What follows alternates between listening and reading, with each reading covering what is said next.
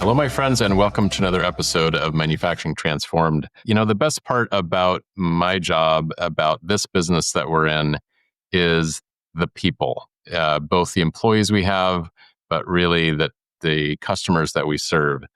When you get to connect with and help just really good, salt of the earth people that are out there doing their best to grow a business, evolve it, change it, improve it, build careers for themselves, for their employees out there serving their customers. It is really fantastic and really rewarding. And I got to spend an hour plus with Kellen and Drew from Gurecky, a shop down near Houston. And Kellen is third generation. Her grandfather started the business. Her dad ran it for many years. And now she is working in the business along with Drew, who not part of the family, but definitely feels like part of the family now for the last 7 years. And they're part of this generational shift where young people are coming into these businesses, often family members, not always though, and really helping push for change and evolving a business that has really solid bones and has been, successful for decades, but needs some fresh energy, some fresh ideas, some fresh technology, candidly. And their description of going through getting ProShop, really the struggle of the implementation, we didn't shy around that's being kind of challenging, but they're on the other side of it. They're seeing the benefits. And as Drew said, ProShop is a foundational piece for them to really transform the business for decades to come. So it just feels really good to help support people like that. I really enjoy this conversation, and I know you will too. So let's go get into it with Kellen and Drew. Kellen and Drew, good to have you here. Welcome to the show. Thank you. We're excited to be here. Yes. I'm excited to have you guys. I've been really anticipating this conversation for a while. I have a fondness for you guys. Just ever since we met, I'm like, these are just awesome people, and I just really want to dig in and learn about how things are going, and share your story with the audience. So let's start with some introductions for who you guys are. Absolutely. Okay, so I'm Kellen Montpetit. We're with Gurecky Manufacturing. This is Andrew Sulak. Yeah. And I'm part of the third generation ownership group for Gurecky Manufacturing. It's really hard to describe what I do in my job title. I don't really have one. I just kind of do whatever I'm asked and do a lot of things around the shop. It's not common, right? Sure not. Wearing lots of hats? No, I've never even heard that term before. No, never. That is, I think, every person in this building. So, yep. Yeah. And as we said, I'm Drew Sulak. I've been here for 7.5 years, roughly. We started almost the same time. And it's kind of funny because we've known each other our whole lives too. So I feel like I'm a part of the family and now a family business. I feel like the whole business feels like family. So it's been a good 7 years. Oddly enough, my background is in sports management. So how I got into sales, it's God's plan. So it's been a fun 7 years, and ProShop has been a fun 2 years so far. I didn't even think about background. Very cool. Yeah. Mine's wedding planning, so there's that. Yeah. That's very different. You did that a couple of years ago yourself, right? Yes, I did. Remember when your name changed? Because we used to communicate prior with your maiden name. Which sure did. And give us a snapshot of Gurecky. What does it look like today? Machines, people, industry served, that sort of thing. So we serve primarily in the oil and gas business right now. Hopefully that will change in the near future. I think we'll touch on that a little bit later. But currently we're sitting at about 60 to 65 employees. Have probably 25 to 30 CNC lathes and about 15 CNC mills, all being 3-axis all the way up to 5-axis mills, 2-axis all the way up to 7-axis lathes.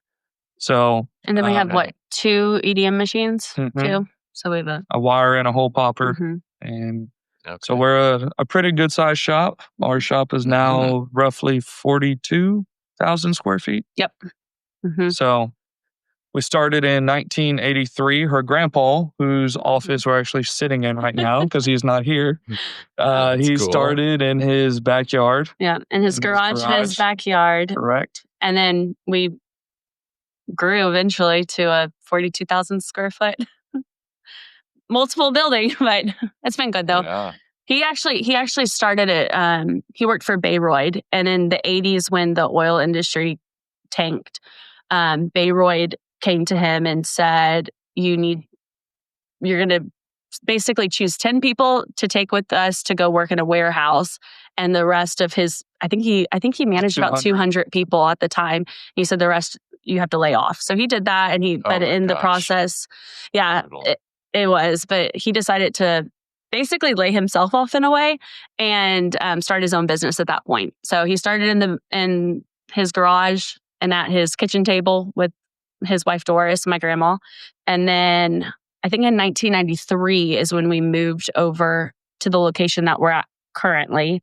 And then from there, we grew. And now we've been in business 42 years. More buildings and building more square footage. Yes, exactly. It's almost like we've grown 1,000 square feet every year. 42,000 square There feet, you go. 42 years. So, so hopefully that trend continues. Yeah, lovely. you bet. You bet. And when did your parents join the business? Assuming they did, or is it skipped the generation? No, it didn't skip. So in 1988, my parents, John and Tama Dorman, got married. And actually, the grandparents that I'm talking about, it's my mom's parents. And my dad, both my parents actually were teachers at the time. My dad was a high school football coach. And during the summer that they got, I think it was actually the summer after they got married, my grandpa said, hey, I can offer you a job for the summer. So, and my dad always worked during the summer. So he said, sure, came over. And during that time, my grandpa ended up offering him a full-time job. And he basically told him, you're going to make less than a teacher, but it'll hopefully be stable and we'll hopefully grow the business. And my dad decided to switch out of coaching and into machining. And so my dad's been here ever since. He's the president of the company. And so, he's been a part of it for 37 years. 37 years, yeah. So. You're better at math than me, so. That's him, not me. Well, cool. And then when did you get involved? About 7 years ago? Yeah, about 7.5 years ago, 2017, I think, if I remember correctly. You started December, I started April 2018. Mm-hmm. And was that always your plan, or did you, I mean, obviously wedding planning doesn't sound like it was the plan, but I've heard so many stories of the kids deciding to move into the family business for one reason or another. Right. So so growing up, they let us come work here for little part-time summer jobs. And when I was 13, I remember I was helping in the front office and they put me back in shipping and I was counting parts all day long. And I told my dad I was never coming back to work here. I was so bored. I was like, never coming back. And then back in 2017, I was working, I was doing events, but I was doing corporate events. And the company I worked for also owned a mall and a green space. And so I started doing I was working retail hours and just normal corporate hours too. Mm-hmm. And at the time I was burnt out. I was working every single weekend. I hardly got any time off. And my dad, they had a position opening up for purchasing. And he was like, you want to come work? I was like, you know what? At this point, sure, I'll do it. Because as a family company and just something we've learned, we actually don't work 2 shifts, multiple shifts. We work Monday through Friday, 1 shift. We learned back in the 90s that we used to work Monday through Saturday, and we learned that we're more efficient working Monday through Friday, giving our guys and girls, but the weekend off. And so I've said, gladly, I will come just work Monday through Friday. And then I had no idea. Yes, I had no idea how long I'd stay, but I ended up really liking it. So here I am, 7 years later. All right. Very cool. Well, that is a good size shop, 60 to 65 folks. Yeah, that's a lot to keep track of, a lot to be responsible for. Yeah, it's cool that you're doing it from your grandpa's office. So does he still come in occasionally and just kind of poke around, or? He still comes in almost every single day, actually. Good. Comes in, he'll walk the shop. He really is not a part of the day-to-day. He hasn't been a part of the day-to-day for a really long time now. Sure. I guess when my dad became general manager in the late 90s, it was actually my grandpa went into local politics and became mayor of the town that we're in, Rosenberg, Texas, for I think 12 years.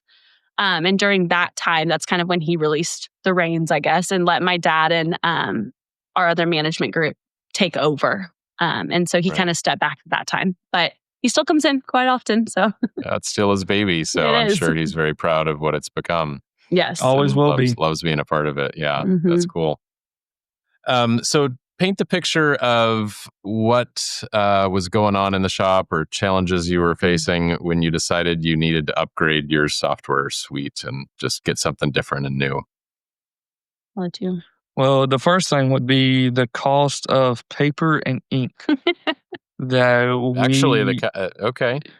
And it's funny, I wasn't going to tell this story, but when I first started, I was part-time, and Kellen and I shared an office, and she had me actually do the spreadsheet to total up all the cost of paper and ink that we were doing on a monthly and then yearly basis.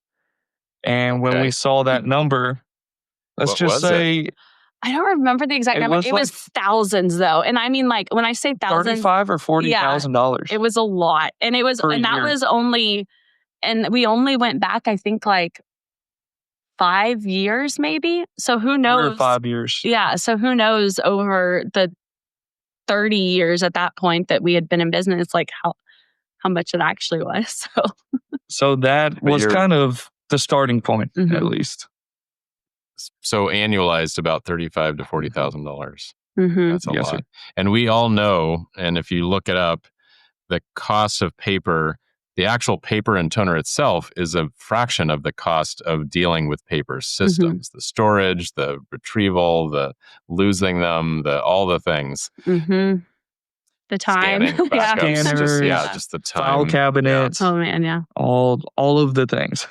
So did you guys have just dozens of file cabinets in all the rooms, just filling up each year further and further? Yes, and we actually have See the attic. we have like an attic upstairs area that, I mean, has racks upon racks of boxes of paper. Yeah. For the past 10 to 12 years, probably. Even we try to get rid of it, but I'm not going to lie. When I first started, we found some boxes from like the 90s. So, we really good retention policy. Great retention policy. Solid. We like to. That was kind of the kickoff. Yeah. And then, I mean, there was some other things like with because we actually had our current or previous ERP system. It was very robust, and for what it did, like it really did do a good job, but it was very, it was hard to use. If you made an error, there wasn't a lot of forgiveness with it. So it was hard to correct things. And then on top of it, it was not, I guess, digital. So you had to be on premise to access it. And there was a back way to do it, but it never worked. So that was another thing. In the world that we live in, it was very hard to retrieve things when you were remote, especially on the sales side when customers would call and you needed to look something up.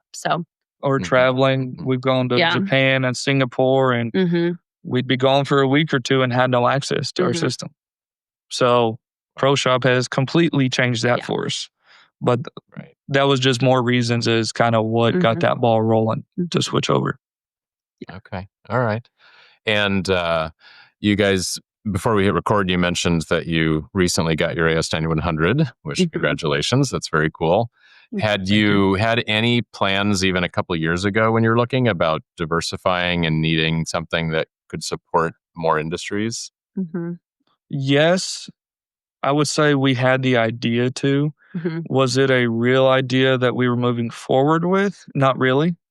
So the choice to move to ProShop is actually kind of what pushed us to move in that direction. Mm-hmm. Oh, nice. Okay. Because of the Flying Start package and things like that. It came with a lot of the standards and a lot of the info we needed. So before ProShop, we had talked aerospace, medical, automotive, all kinds of fields, and we never really chose one and ran with it until we dove into ProShop and said, hey, we can do this. Yeah. And it took 6 months roughly of prep work and went through our audit and we're officially certified. Yeah. So, well, and to piggyback off of that, I mean, we've been oil and gas since day one. And, being down in the Houston area, we're very comfortable with oil and gas. We know oil and gas. A lot of our career machinists that we have here came from, your Halliburton, Schlumberger's when they had machining departments. And so they came from those companies. So yeah, we're very comfortable with that industry. And so over the years we've thought about it, but it just seemed like a really big hill to climb that we weren't quite ready for. And so moving to ProShop though, and even during our audit for AS 9100, we looked at each other and we had another one of our VP of quality. He was in the room with us and we all looked at each other and we were like, we wouldn't have been able to do this with our other ERP at all. It would have been, we could have, but it would have taken us probably 2 or 3 years to accomplish versus 6 months. So it was very... Well, was it more of a traditional accounting based ERP and not really quality focused as well? Or what was the difference there? It was not quality focused because that was actually a really big selling point for us with ProShop. Mm-hmm. It was manufacturing focused, but it was not job shop. It was manufacturing for like your big distribution places. Not only that, but a few conferences we went to, they explained how it could be used for bakeries. Yeah. It had pounds, ounces, milligrams, grams. Yeah. Like it was across the board for manufacturing.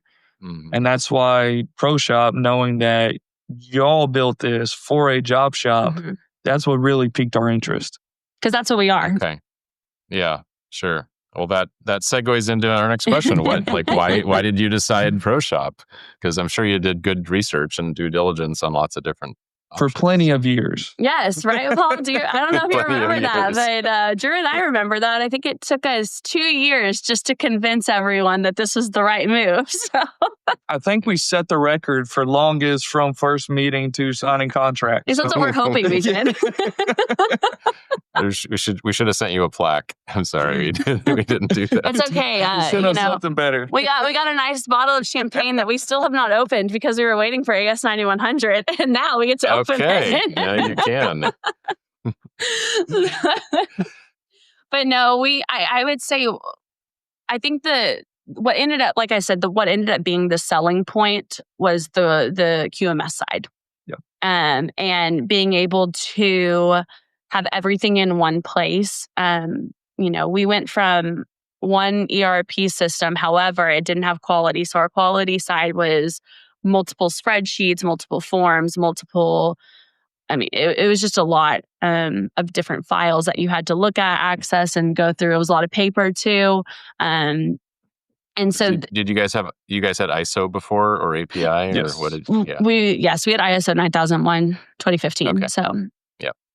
And we've had that for 15 years, I think. So we had that system in place already, but it was very robust. And so seeing ProShop's quality side and the way that everything connected and the traceability of the certs and how those connected, that was a huge selling point. So, and still to this day, we love that. That's our auditor who came in. He said, y'all have ProShop. Well, that's going to make my job easier. Yeah. We probably could have done... Yes. Oh, that's cool. We probably could have split that audit in half and done the full audit in half the time because of the ease of access and how it's all at the tips of your fingers. Yeah. So that's... it was not that many years ago that it was pretty uncommon that an auditor would know ProShop, and now I'm hearing it more and more. They're like, oh yeah, the auditor already knew it, and had a favorable impression or whatever, or said this is going to be easy, or it's interesting to reflect on that change just over the last 2-3 years. So that feels good for us, right? It's like, and it does make that auditing process so much simpler. Both the first time and then, of course, on a recurring basis. We have this concept of a zero prep audit where you're just always audit ready anytime the auditor want to come, just come on in. We're ready for you. No big deal. We'll just sit down and show you what you want to see. And quite honestly, I think that's the healthiest, strongest way to run a business, is to have all your I's dotted and T's crossed all the time, and following up on your NCRs quickly, and having constant training, and just all the things that are, because a QMS really is a BMS. It's a business management system. And to have just the most robust, process-driven business, you don't want to have to be scrambling to finish records and close things out, leading up to an audit. So, and previously that's what we did. So I was about to say, we've never done that previously. Never, but no, we did that quite a bit. And so that is with going, especially with going through the AS 9100, it forced us to really look at all of our previous stuff that we had too, and our procedures and things, and especially when it came to meetings and management review. And instead of just doing one management review a year, now we're breaking it up, and it's more on a monthly basis. And talking smart. Each month. So, and a lot of it we did already, but we didn't document it. So now it's forcing us to document, which is a great thing. So, because we'll remember what we talked about and can build upon it. So it was a good experience, I'd say. Yeah.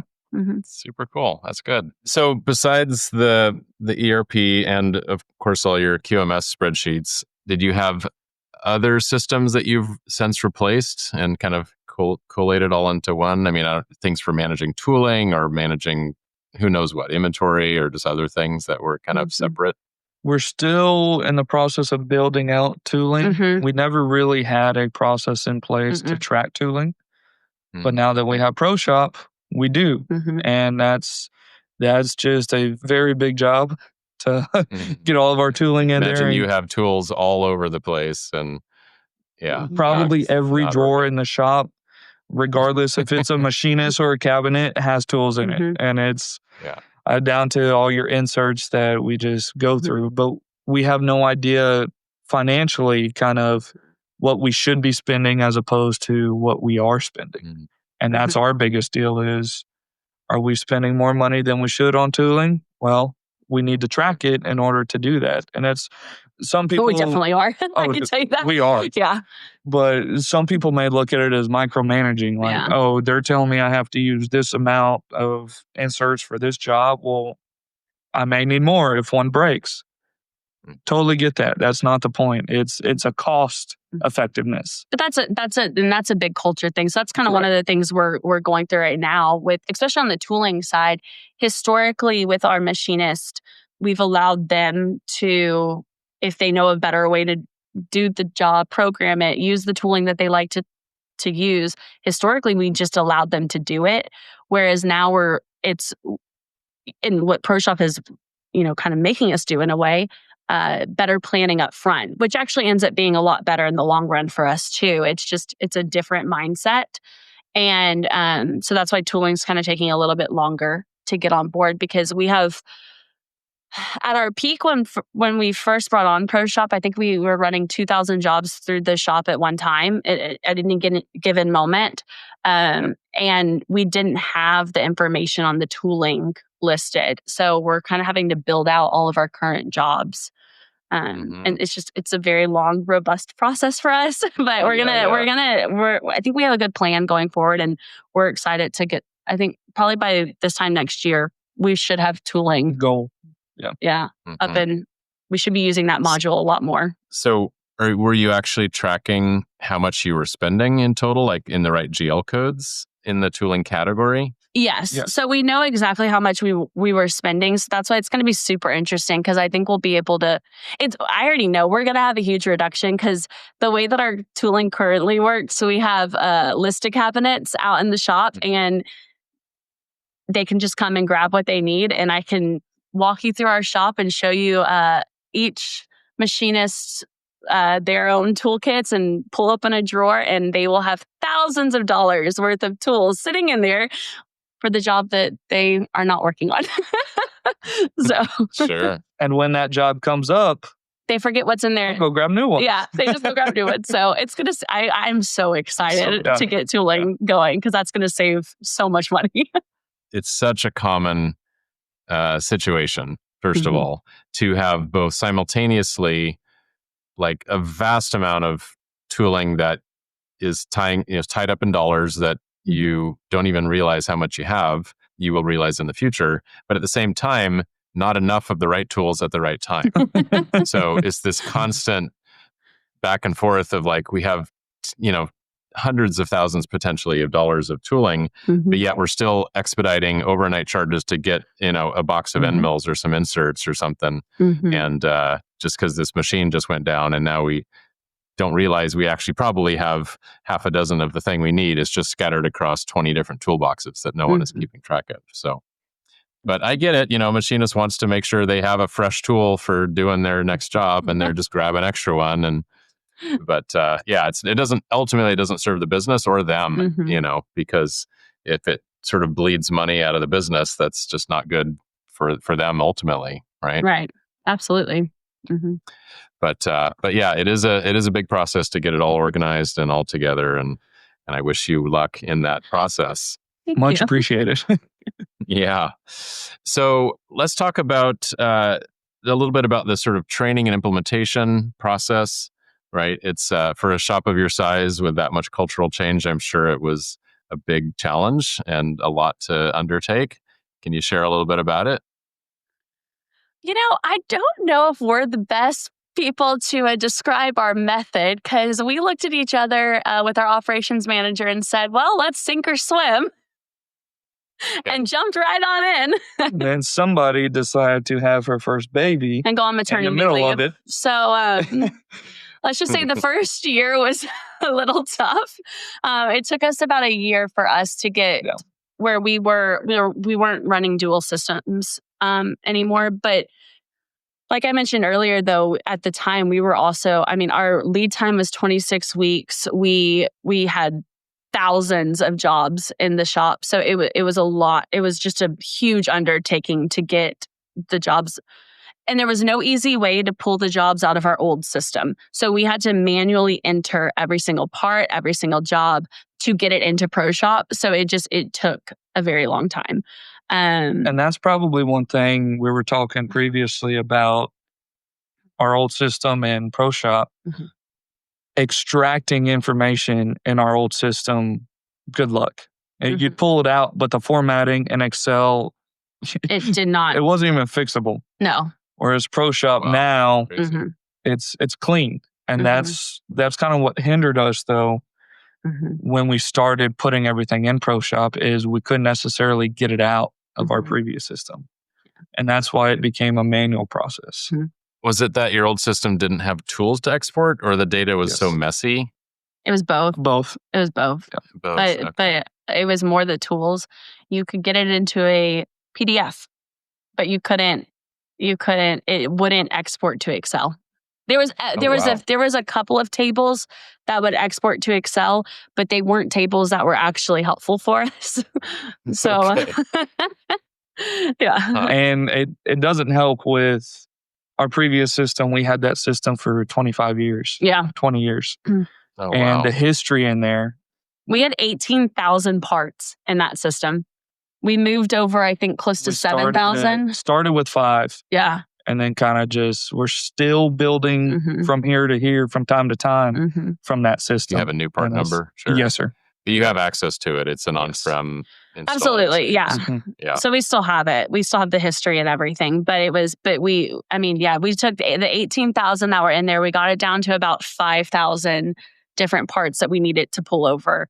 And I think now we're around 7,000 from that system. Plus now, any new parts that are coming in. So yeah, it was a process. Well, that seems, that ratio seems about right. If you've had it for 25 years, there's parts you made a decade or two ago that you're never going to make again. And there's no point in bringing them across into a new system. That is what we thought. Still, you'd be surprised how many jobs we haven't seen in 10 to 15 years, and all of a sudden, here's a PO. Yeah, but that's got to be nice.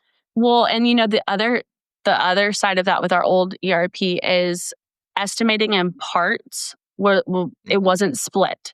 So for us to estimate something, we had to create a part. So who's to even know if those 18,000 were parts that we ran or if they were parts that we just quoted once and never received the job, or that was another part of it. So and that is a big differentiator. Yeah, having that distinction between the estimating module and parts module. Do you like having that distinction now? Yes. I like having it. So well, it's nice that yes, they're separate, but they're linked. That's true. Almost everything is linked on ProShop. So as long as you know how to maneuver the system, which comes with training, then it's all right there. And I love how the parts estimates and quotes, they're all different but one. So it's very helpful. Tied together, all linked, but but different. Cool. Well, that kind of maybe dovetails into the next question. After sort of really starting to get the grasp of it and how it all worked and connected and everything, was there anything that just really jumped out at you as like, holy smokes, this is going to be so much easier than what we are accustomed to doing? For me, the thing that really jumped out with the linking specifically is cert packets. So we have one of our customers, we have to send with every single shipment, we have to send our cert packets. And with the way that it was done previously was everything was scanned because, our data sheets were printed and manually written. Our certs, we had the traceability, so we knew what was connected to the job, but we had to go search for all of it. It wasn't just clicking a button. And now I actually was able to do a custom link. And so now it's a link at the top that our shippers, they just click the link, download the packet, and they're pretty much good to go at that point. So how long would it used to take you to assemble a document package? Geez. It's funny you asked that because we both did that when we first started. And depending on how big the assembly was, you're talking it could over an hour just for one. Heck, there were some that could take you a full day because there were, especially if it was an assembly that had sub-assemblies trying to gather all of that information. And then if something for some reason didn't get scanned, you'd have to go try to find the manual copy, in all of our filing cabinets. It'd be upstairs in the attic. Some of them were upstairs in the attic already packed away. So you had to go find the box that it was in. And oh, wow. It was very time consuming. And so now, when an item's received in, they automatically scan the cert. So it's right there. Everything's already linked. And so the only things that we're having to look for are parts that got moved over from our old system. We have to find the certs from. So if you happen to have some inventory that went into an assembly of a subcomponent, that's where you have to go to the old system to find the original material or whatever. Yeah. I always knew that was fast, although we had that feature, obviously at ProCNC. I don't know, we probably built that feature maybe like 2005 or 6 maybe is when we built that. And so we were just accustomed to that's how it was.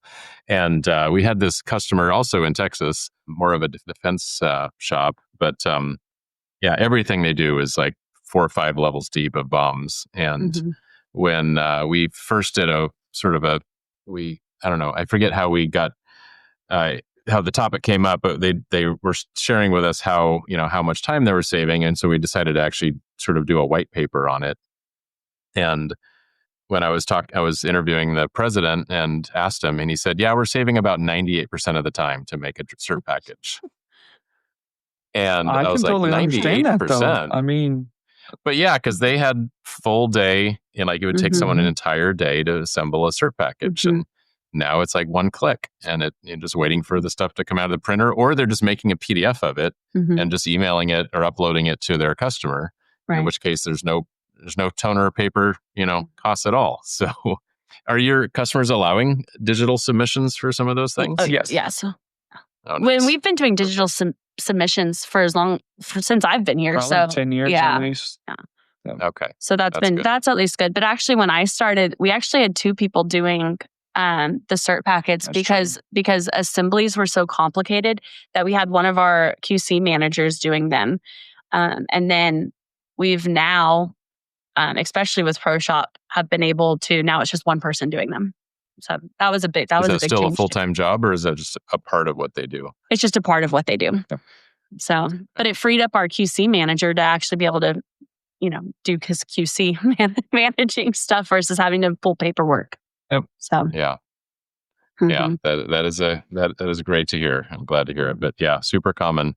Taking a pretty high talent, high skilled, high cost person, just doing paperwork, processing, versus now letting them actually do strategic work on improving quality and making your company better and working on your ISOs and AS systems and that's time that's more rewarding work for them to be doing, right? For them and for the company. It's more productive, just a whole sense. Right. So yeah. Wow, I love hearing that. So have you actually seen improvements in quality, scrap rate, or because it sounds like you used to do inspection on paper. Mm-hmm. And we always hear the stories of people inspecting things and writing down a number they think is in tolerance, but it's in fact not. And so they're just making bad parts all day, not realizing it. Well, if you could actually read their handwriting, sure. That's been our biggest thing is it's tight now. And it's for us, our quality has actually always been, we've had very, very good quality of our parts and shout out to our machinists for their skill in that. So for us, I wouldn't say that we've seen a huge improvement with that, just because thankfully it's pretty much stayed the same, which is actually a good thing because we've kept our scrap rate. Our goal is between 2 to 4% of our sales for the month is the way that we do scrap. And we've kept it 2% or lower. So in that sense, yes, it has helped, I guess. But which that's just history off of that. I've always heard her grandpa and dad talk about way back when they started, how they got their business was the pride and their quality. And that's why we've always been so harsh on our QC and our guys. Sometimes maybe a little too much, but it's worked. So that's it. If that were to ever fall, we're doing something wrong as managers. Right. But it has helped though on being digital. Even our machinists on the floor, they love being able to type versus write. And really? yes, that's made it so much easier. And then also just gonna go back to traceability. You don't lose the paper. So not that happened that often, but there was always that risk that the data sheet got misplaced or something. And so, now it's tied. So that's been so helpful. Yeah.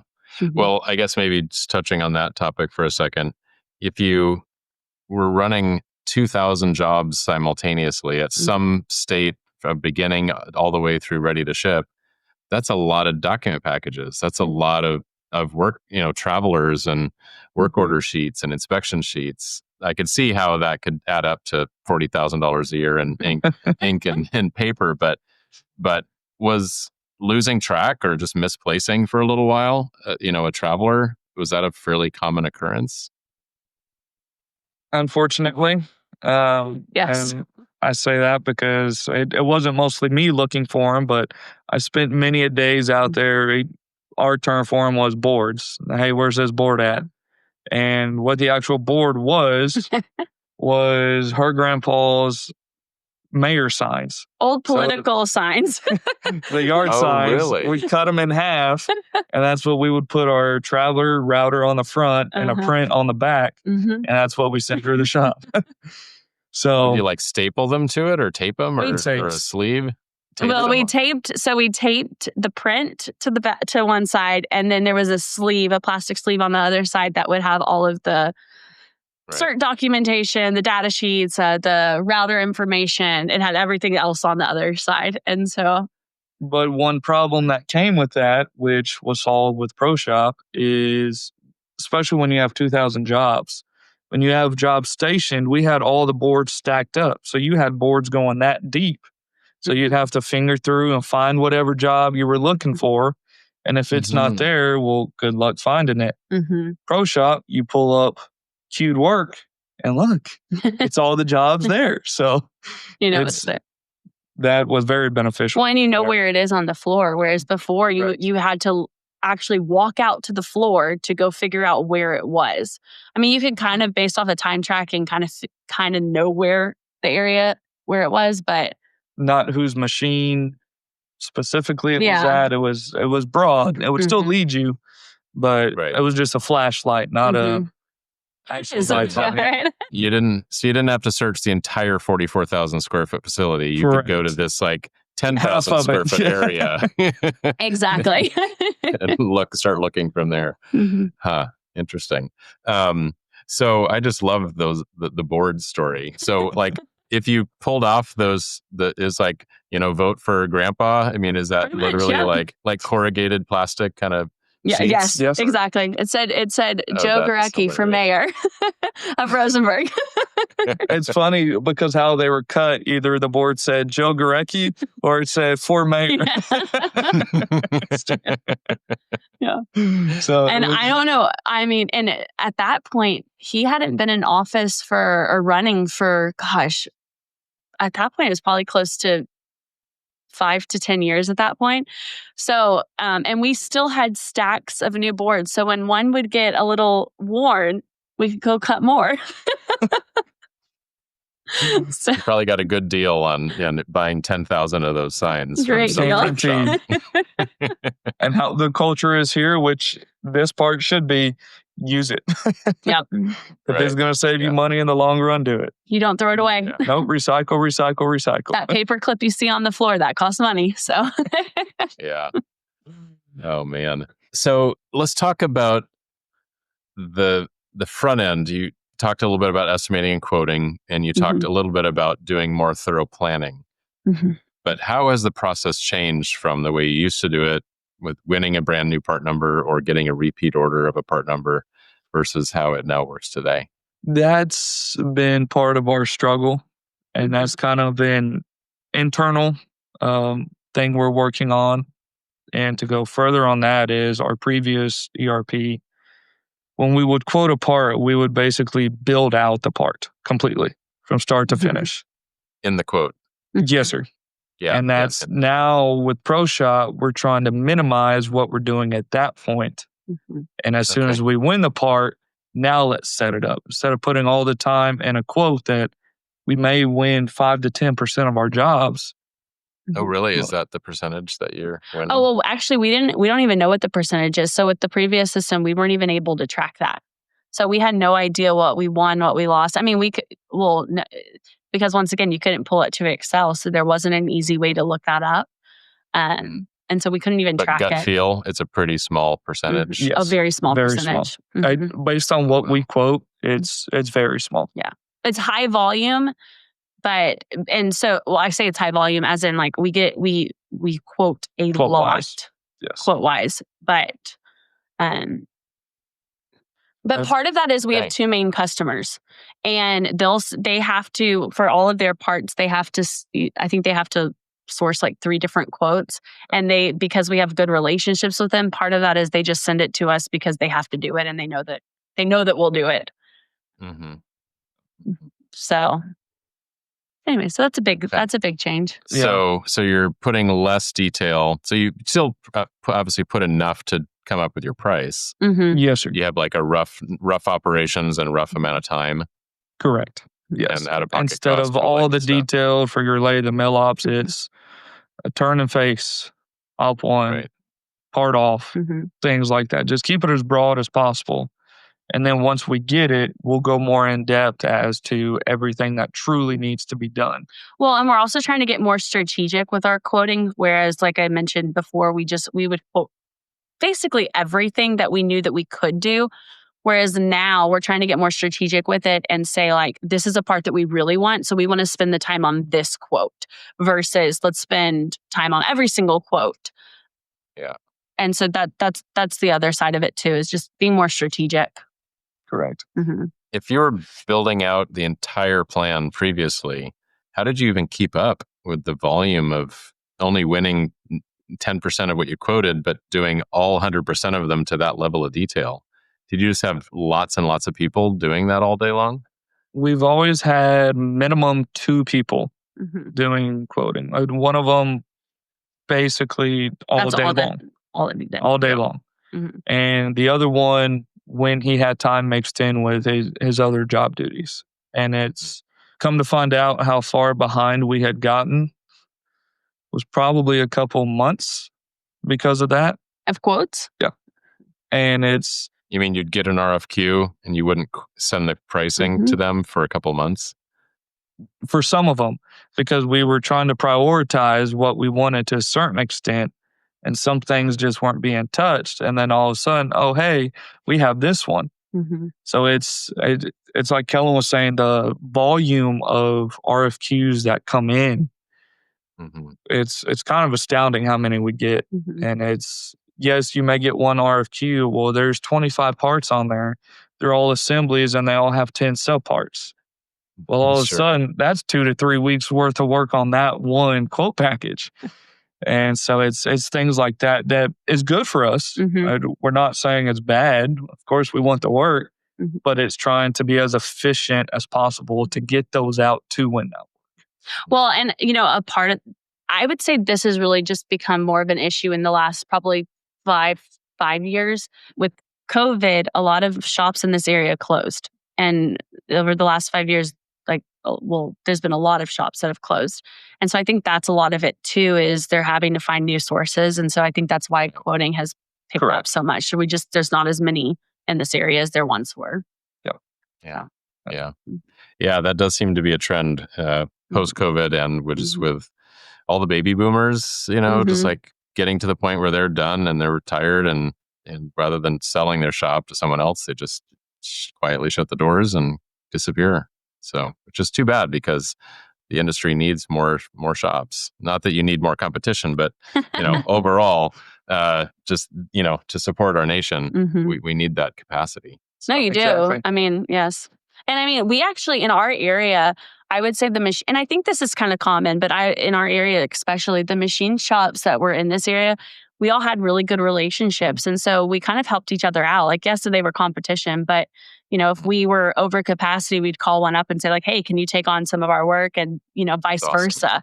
So we always helped each other out in some ways. And so we don't really have that anymore. So that's also kind of caused issues for us, especially when it comes to on time, because now it's all in-house versus we used to be able to send some stuff out to help us out.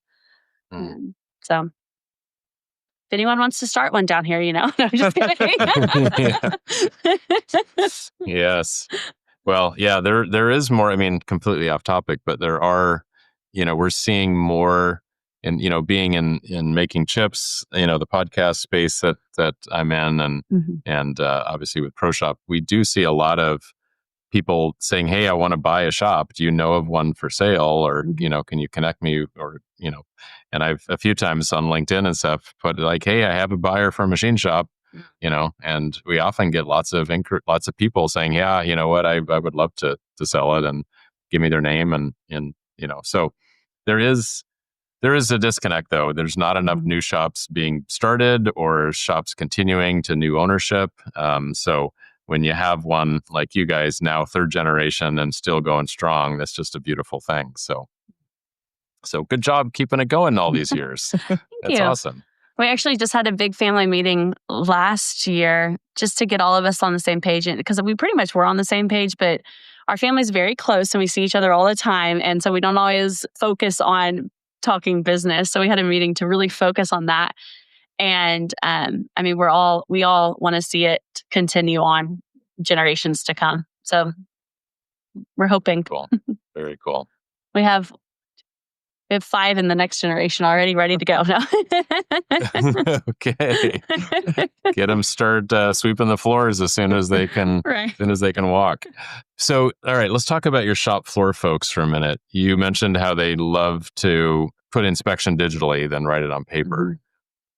But before we hit record, you also mentioned that it's hard to get them, some of the older ones, to decide to like put their tribal knowledge into a system, right? Can you just talk about maybe the pros and cons, or the things that have been easy or better, or things that have been a challenge for them? We have a lot of older machinists because they've been with us for 30 plus years.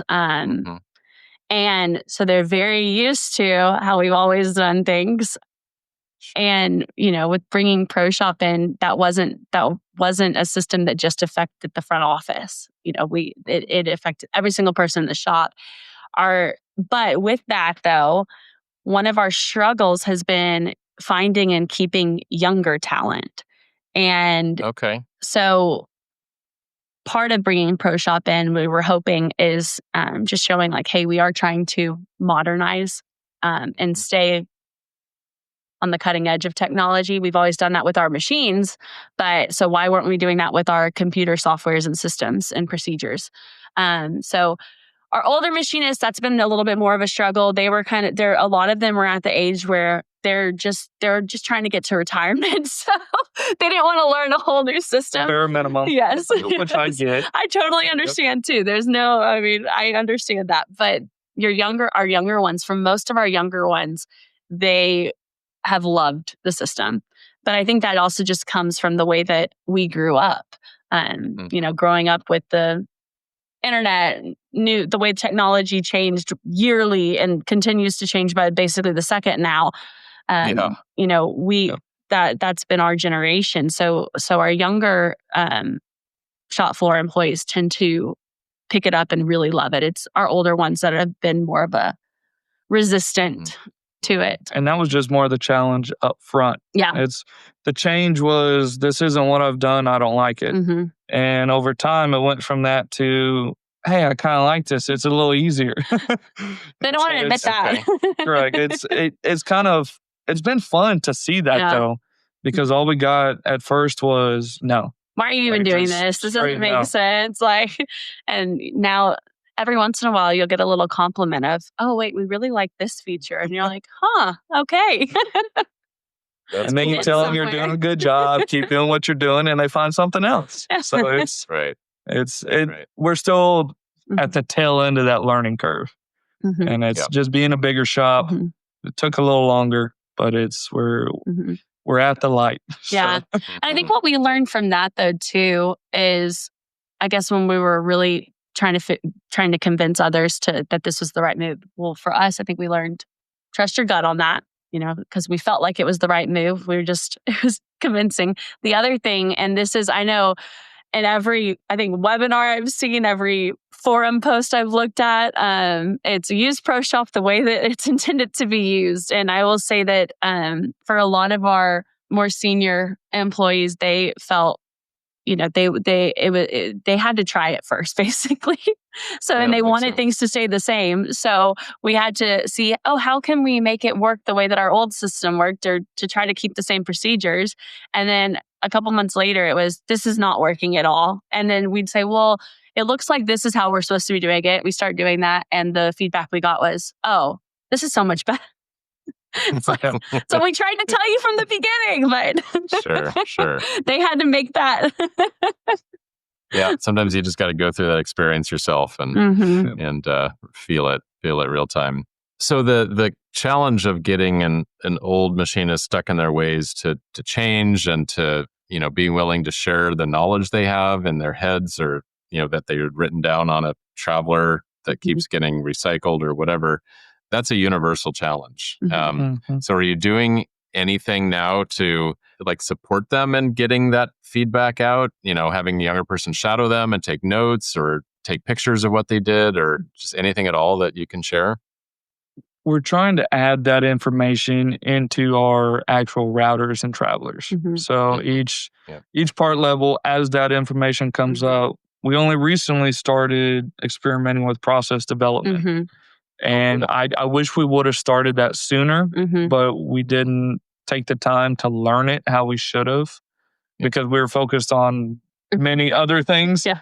You're drinking from a fire hose. I mean, it's exactly. Be real about it. And that's now that we're at that point and the guys are starting to understand.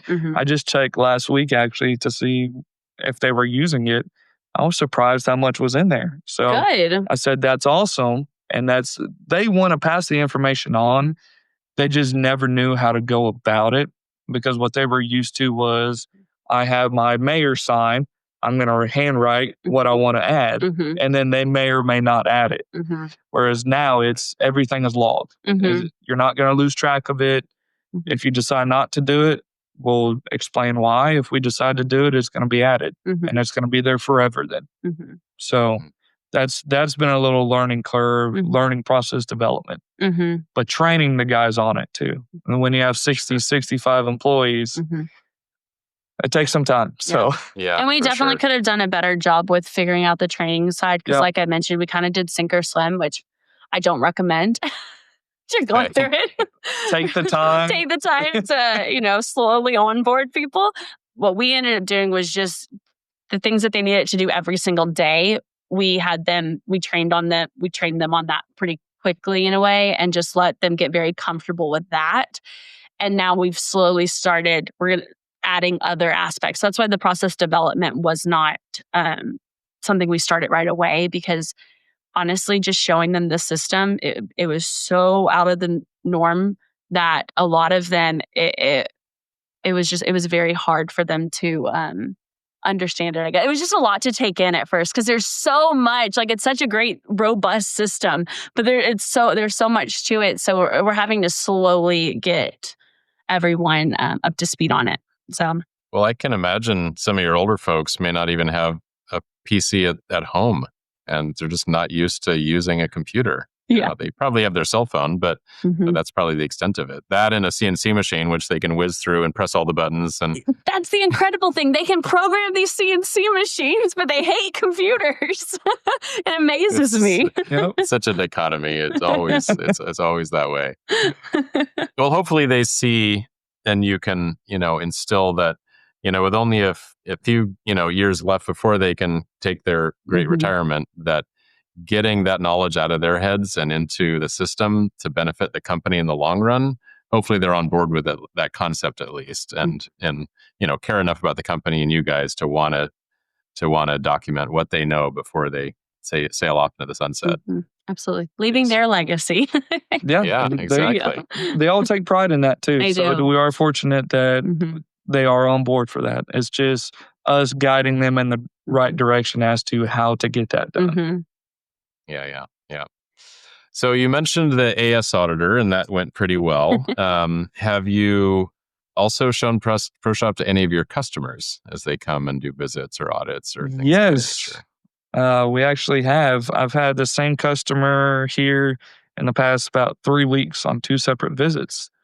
And she brought some of her team on the first one and gave them the shop tour and stopped at a computer, because every workstation now has 2 monitors, walked them through it, and I looked at them and both their mouths were open. And they're like, this is awesome. And so one of those same people came back on Monday. She called me on the way here and said, hey, you're going to show them ProShop, right? Make sure you touch on that. I said, yes, we'll take care of it. So that's been awesome for them to see it. But it's one thing to see it here and then to go to meetings on their campus and pull up my laptop and log in and say, what part do you have a question on? What job? I'll show you right now. It's more of the full transparency. Yes, it's easy for us to do that, but to the customer, it's, one, they have this capability. 2, they're willing to show me. And they're willing to walk me through step by step what's going on with my parts. What impact do you think that has for them? That, I think, has built relationships much stronger. And we have some customers that don't take the time to come out here and don't take the time to schedule us to go visit them. And then we have this customer, for example, she's been here twice in the past 2 or 3 weeks. And the difference in relationships in those, without even saying names, you already know the difference. And it goes a long way having that full transparency. And that's just in all of business. And it's obviously you still can't tell all your little secrets, but showing them, hey, this is why we're late. This is what we're doing right now. It goes a long way. Yeah, that's nice. That's awesome. Was that client one of your two big ones, or a different one Yes. that's growing with you? The two I was talking about were actually one from our big ones. Okay, So nice. you see the difference, which is crazy, but it's real. I've mentioned this many times in different places that building that level of confidence in the systems that run the business are really one of the things that can give a lot of comfort to a buyer, to a supply chain person, that because they're putting a lot of eggs in their basket when they send lots and lots of work to your company, especially trying to get a foot in the door with a new business when you don't have a long-term relationship already. It's a risky proposition to try out a brand new vendor. And if it's just like, yeah, we're great, just trust me on that, versus, yeah, here's how we actually are going to run your parts, and here's how we know what's on its machine and when it's going to finish, and how we can be on time, and have the paperwork super easy, and click, here you go. Yeah, I think that builds trust more quickly and lets you get into sort of the meat and potatoes of what they care about and reducing their risk. You just mentioned on time, and that made me remember that was the other thing. We never were able to, we could guess what our on time percentage was, but the only way that we knew on time was when our customers would come and give us our scorecard that they did that told us like, this is your on time. And now we're able to see it in ProShop. And now actually Drew's been able to, when he's working with customers and they're saying, okay, here's your score. And if we're not showing the same thing, we can find the discrepancies now, whereas before we couldn't. And so that's also helped too with the communication and relationship side, because we can prove like if they're showing something, we can say, wait, I don't know if that's right. Or we can say like, oh yeah, no, that's correct. And so that's been really good. It just on the record keeping side. It just creates that communication back and forth. And just making sure both sides are on the same page, really. That's what we build our business on. Is it's always been word of mouth. And so you got to maintain that good reputation, both with your current customers and the community, with as many people as you encounter. And that's where this aspect helps us tremendously. Sure. Well, and I'm sure that helps your customer as well, because in my experience, the buyers want you to perform well. They want to, they get scored on the performance of the vendors they're sending work to. And if they're like, yeah, this is the report card I got from the receiving people, and you're like, you know what, we actually delivered that package on a Tuesday and you don't show it received until Thursday, but here's the proof that we delivered it. And they're like, oh, great, I'll fix that one. That makes me look better too. And you look better. And it's a win-win. So, because sometimes things just get delayed and they get stacked up and they don't receive it, the day you shipped it, the day you delivered it, kind of thing. So, yeah, that's good. Have you actually seen your on-time delivery improve? I'd say yes. Slowly. Just kind of backtrack off of that before we even switched. So coming out of COVID, we noticed our on-time kind of dipping. And that just went with the whole supply chain issues. Oh, it was tough. Yeah, our lead time was so far out there, and it's the transition from our previous ERP to ProShop that really didn't help it either, which we knew was going to happen. But we also didn't start running the schedule how it should have been ran right away. And that's on us for not, one, appointing someone to do that, or two, us just doing it ourselves. We were managing it based off of queued work, basically, and dates. And those were being shuffled. And now we're doing actually advanced training with y'all and trying to get the schedule where it needs to be. And since we started that, it's been a very small uptick, but it's still been an uptick. We're starting to see it now. Yes. So it's good.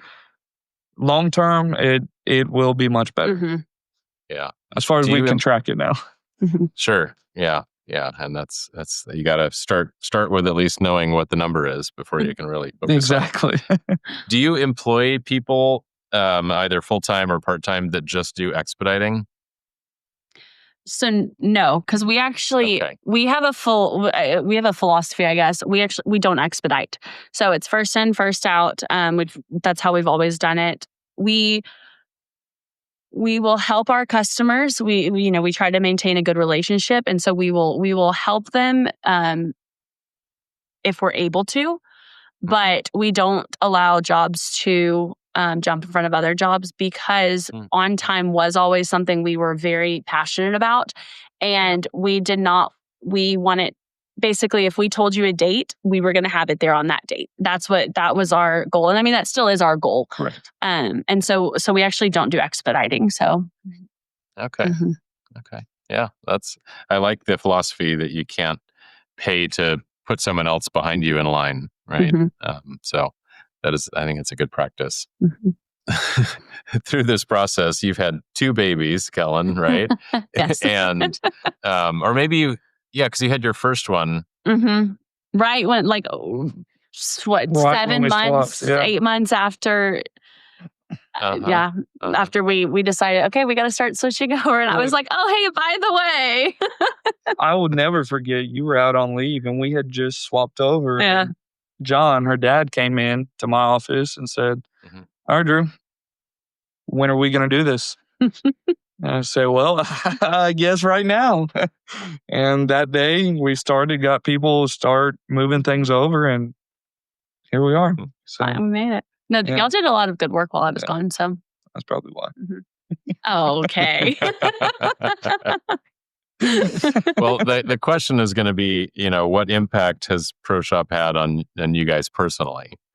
I mean, obviously, Drew, you mentioned being able to, go to customers and show them things and build that confidence and those relationships. And I'm sure maybe it's a good or bad thing, but you can, check when you're at home how things are going, whereas before you couldn't. But just curious to know. Obviously, you might still have the battle wounds of the implementation process and just that crazy period of time. And maybe to put a variant on the question, do you see a trend of where it's going with just the amount of hours you work, or the stress level of knowing where things are at, or anything like that? So, coming from the ownership side, I guess, and being a 3rd generation owner, that, as I mentioned before, I have no experience in, really, because I wanted to be I was a wedding coordinator, an event planner. For me, it forced me to look at all areas of the shop and get involved with it and get the experience. So, I'm not coming from the shop floor. I don't have experience on a machine, but it forced me to have to learn at least the procedures and the way that we operate through that area. I feel like it also gave me the confidence in a way to start asking more questions, putting more input in, brainstorming more ideas, just coming from somebody who doesn't have the experience and going up against, or, having these discussions with people who came from the shop floor, are machinists, have been in the industry for 30 plus years. And even though I technically grew up in it because it's a family business, we didn't talk machine, we didn't talk shop. That wasn't something we did. And so I really had to learn the business from the ground up in a way. And so going through this process has helped me just really understand each area and have a better understanding of when we are trying to push for change, if it's something worth pushing for, if it's something that really we need to keep what we did because that's more a part of our legacy in a way. So I'd say that. I love that answer. That's very cool. My answer is going to be a lot shorter than that. Okay. It's freed me up to get involved in other things. And that's it just goes with wearing multiple hats. And it's there for a while, we got so tied up in what we were actually doing that when we put ProShop in, that actually tied us up, putting ProShop in, but at the same time, freed us up now, if that makes sense. So we were tied up moving ProShop and making sure it was all set up correctly, as opposed to now being freed up a little bit to get involved in more important things at this time. Yeah, I mean, it seems like the common thread of what you both said is it's, even though it was very intense for that period where you definitely didn't have extra time, you are now seeing more free time to just work on more strategic, big picture things and understand the big picture in a better way than just being on fire in the details all the time, just trying to, figure out what's next. Absolutely. Yep. Yeah. It's helping us get to a point that we can be more proactive versus reactive. And that's, I think, incredibly important for us personally, but also for the business. So, Yeah. Very good. Well, I have just a couple more questions and then we'll wrap it up here. Do you feel like the culture of your shop has started to have any kind of changes with this big shift that you've made? I feel like we kind of forced the issue, but yes, and it's just taken a little longer than I guess what we anticipated, which is fine. That's we knew it was a big change, but sometimes when we get frustrated, I'll remind Kellen, look back 3 years and where we were then and where we are now and how things have changed. And it's a change for the 7 good. years. That's too long. But no, it's been a very productive change that's happened. And we don't see it day to day, but you see it over time. And that's what we're starting to see more and more right now. The more we get into ProShop and hopefully aerospace is we're changing, but still moving in the right direction. And the culture change that we're seeing is more transparency, I'd say. I, at least, this is more just my personal feelings. I can't speak for everyone, but like I felt that there was always maybe like a little bit of an air of secret around certain things. And I don't know if that's generation wise. I don't know if it's just because of, the generation that we're in where we're used to you share everything basically. And then it's just getting worse with the younger generations too. And so like, that's one of the things that I really like is I like the transparency. I like being able to see where things are, what people are doing. I like that other people can collaborate better. It's the collaboration side too. And so that's the culture change that I feel like that we're trying to push, but also that we're seeing too. It's just a little bit slower. Yeah. You had mentioned, now I have more questions because you mentioned some great things. Before, when you talked about process development, right? For those that don't know what it is, it's a tool that's used in many different ways, but one of the main ways is for machinists to share their feedback into the system in a systematic way that then can be shared to the office or programmers or whatever it might be, estimating sales. And oftentimes that I've heard them say that they feel more included in the process rather than being like the office and those people and us here in the shop. We're more of a team now because we have ways to share ideas with each other and communicate and the shop people have lots of great ideas because they're the ones out there doing it all the time. Do you feel like that is also maybe along with transparency? Like, here's what I'm seeing, here's what I'm doing, here's my ideas to make it better. I'd say yes. They kind of had that previously, but it's more transparent in whether we take that knowledge and accept it and use it. That's the part that they didn't really always see. Well, and they can also now, because of the way that ProShop is set up with process development, where whoever's reviewing it can put in comments and they're still able to see that. They can see like, oh, that was reviewed. This is why we did it or why we did not do it. And because I think it was more on the things that maybe we chose not to do, where they maybe felt like we didn't even look at it. And so I think that's going to really help where they can see like it was reviewed. We actually did see what your input, when we appreciate your input, but this is why it's going to work or this is why it's not going to work. So I think that, so it kind of goes hand in hand with that. Correct. Yeah. It sounds like, and you guys have alluded to this whole 7-year time frame, and then you guys deciding that ProShop was the way and took a while to get everyone on board, that you've really been working through and pushing for a transformation in this business, and do you feel like that's happening? And do you feel like ProShop has been a part now of really transforming this business into something that can continue to evolve for years to come and be a strong, enduring business?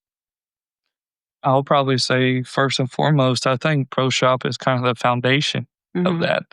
It's gotten us more involved in the actual day-to-day shop floor.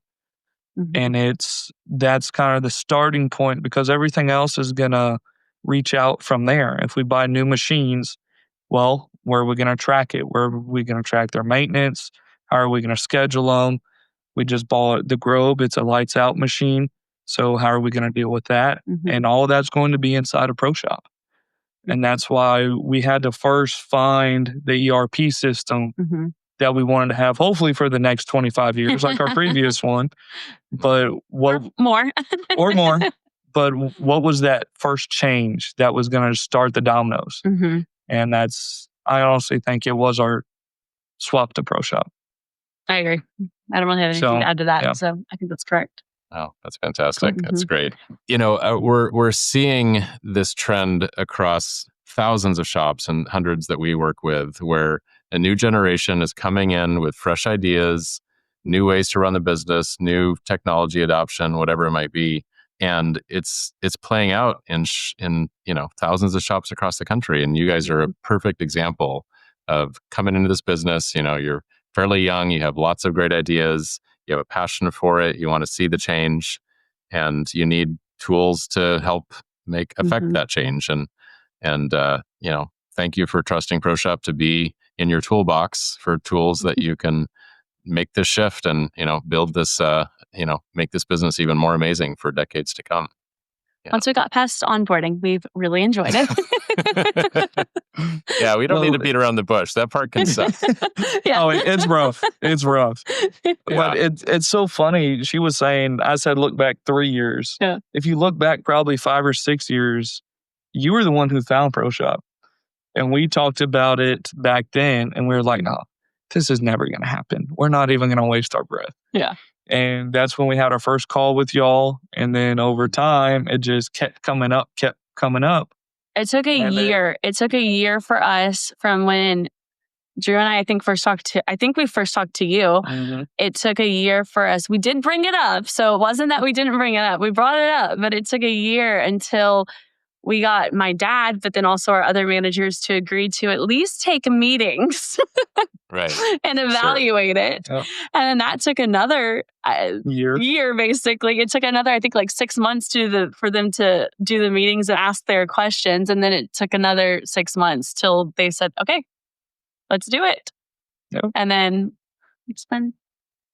Well, thank you for pushing hard. I'm glad we all had the patience and perseverance to make it come together finally. Yes. On both sides.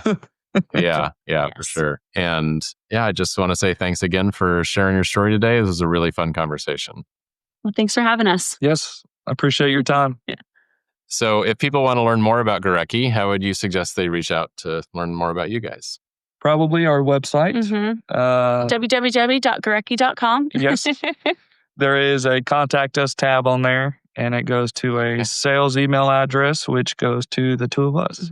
So if you want to talk to both of us, hit us up on there, and we'll see it. We technically, we're on Facebook and Instagram. We're not very active right now, but that's a thing that we're starting. We're going to start stepping up your social media game. We are, yes. We're going to start adding that. LinkedIn. We're on LinkedIn as well. So all of those areas, hopefully you'll be seeing a lot more of us on there too. So very good. Be on the lookout. Well, I have heard time and time again, Facebook and Instagram is a great tool for finding employees. Not as much customers, maybe, but employees for sure. It's a great tool. So, hopefully you can lean into that and find lots of young people that are surfing at night or whatever, and like, wow, what is this cool company that seems to be only a few miles from me? And let's go find out what that's about. So exactly. That's what we're going for. Awesome. All right. Well, thank you again both so much. This has been a great conversation. Have a great rest of your day. Thank you too, Paul. Take care.